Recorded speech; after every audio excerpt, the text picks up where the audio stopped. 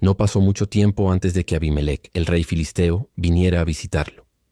Isaac lo recibió con la cautela propia de quien ha sufrido traiciones, pero el rey, lejos de traer amenazas, expresó respeto. Habían observado que Dios bendecía todo lo que Isaac tocaba. Quería hacer un pacto de paz. Para Isaac, aquello era más que un tratado político. Era una señal divina, un reconocimiento de que su camino de fe, de evitar confrontaciones, de sostener la esperanza en el silencio, no había pasado desapercibido.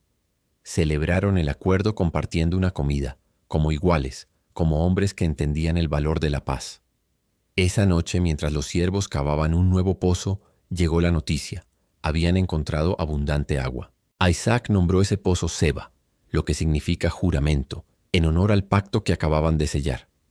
En ese momento se sintió recompensado, no solo por la tierra, sino porque comprendía que Dios lo había sostenido, incluso cuando sus días estaban cubiertos por el dolor y la pérdida. Isaac envejecía en medio de prosperidad, pero su alma no encontraba reposo completo. Los recuerdos de sus hijos lejanos pesaban sobre él. Esaú, aunque permanecía cerca, había cambiado. El dolor de la traición y la ira por la pérdida de la bendición aún lo acompañaban. Se había casado con mujeres extranjeras, algo que entristecía a Isaac, pues sabía que ese camino alejaba el linaje de la promesa. Aún así, intentó mantener la paz con él, evitando reproches, buscando momentos de conexión que cada vez eran más escasos.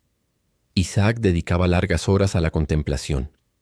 Observaba el desierto, los rebaños, los siervos trabajando y pensaba en su padre Abraham. Recordaba su firmeza, su fe radical, el momento en que casi lo ofreció en sacrificio. Y luego pensaba en Jacob, el hijo astuto, ahora en tierras lejanas. ¿Estaría bien? ¿Habría comprendido el peso de lo que hizo? ¿Habría encontrado su camino?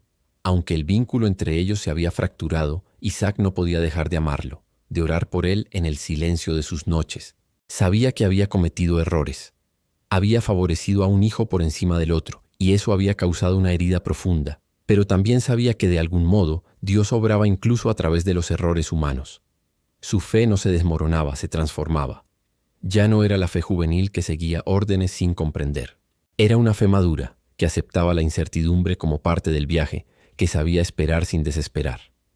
Isaac entendió que su papel no era controlar el destino de sus hijos, sino confiar en que Dios, que había comenzado la historia, sabría también concluirla. A medida que sus fuerzas menguaban, su mirada se volvía más serena. No porque todo estuviera resuelto, sino porque había aprendido que no todo debía resolverse en vida. Su historia no era solo suya. Era parte de algo mucho más amplio, que comenzó con Abraham y se extendería más allá de Jacob. El Dios de las promesas, el Dios que no lo abandonó en el monte, tampoco abandonaría a sus descendientes. El día que cerró los ojos por última vez, lo hizo en paz. Dejó una tierra fértil, un legado de fidelidad y una herencia que trascendía lo material. Su historia quedó grabada no solo en las arenas del desierto, sino en la memoria de un pueblo que recordaría por generaciones al hijo que fue ofrecido, al hombre que eligió la paz, al patriarca que nunca dejó de creer. Porque Isaac, aunque vivió entre tensiones, fue símbolo de perseverancia, de fe silenciosa, de una esperanza que no se rinde. En los años que siguieron a su muerte, el recuerdo de Isaac no desapareció entre su gente. Al contrario, su historia fue contada de generación en generación como un ejemplo de lo que significa confiar verdaderamente en Dios.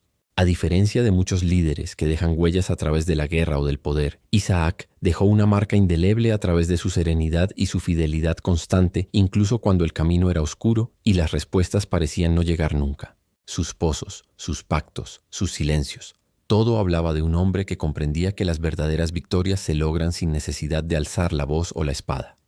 Isaac representó esa fe que no necesita espectáculo, esa fuerza que se manifiesta en la calma, esa esperanza que resiste el paso del tiempo sin desvanecerse.